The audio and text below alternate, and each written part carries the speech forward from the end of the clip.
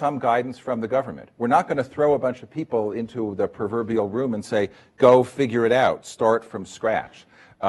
We saw that, we thought an effort to do that with the do not track process, and it frankly didn't work. And the reason it didn't work is because there were some fundamental normative decisions that had to be made that I think still, in a sort of old-fashioned way, have to be guided by the government.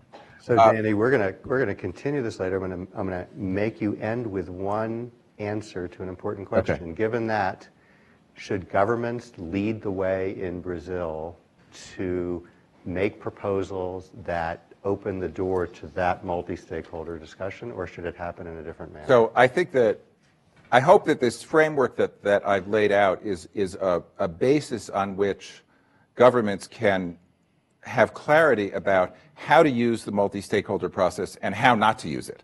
I believe that governments ought to recognize the success of the Internet institutions, certainly work for greater inclusion in that process, but fundamentally recognize their legitimacy and the fact that they've earned the right to continue to do what they do, that the world should trust them to do it. When we come to what I regard as more, substantive policy questions, whether it's privacy or surveillance or security, I think that I think governments can use multi-stakeholder processes to elaborate on and implement principles, but I think the principles really have to come from governmental decision-making. I don't think there's any way around that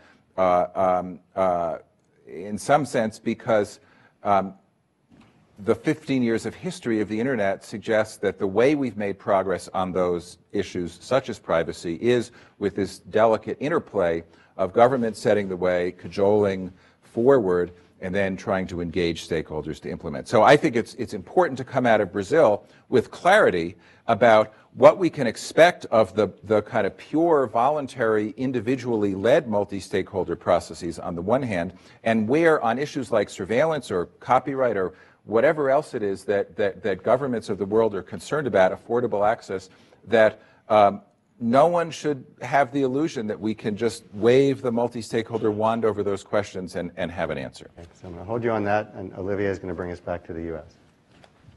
Yes, thank you. Thank you, Gene. It's a real thrill for me to be here. I'm grateful for the invitation from Phil to participate. This is my first time here. I feel like I'm involved in a conversation you all have been having for a long time, although frankly I've been having it with you just from afar, maybe by myself, just looking at the computer screen. I think I'm gonna pick up from where Danny left off and focus in on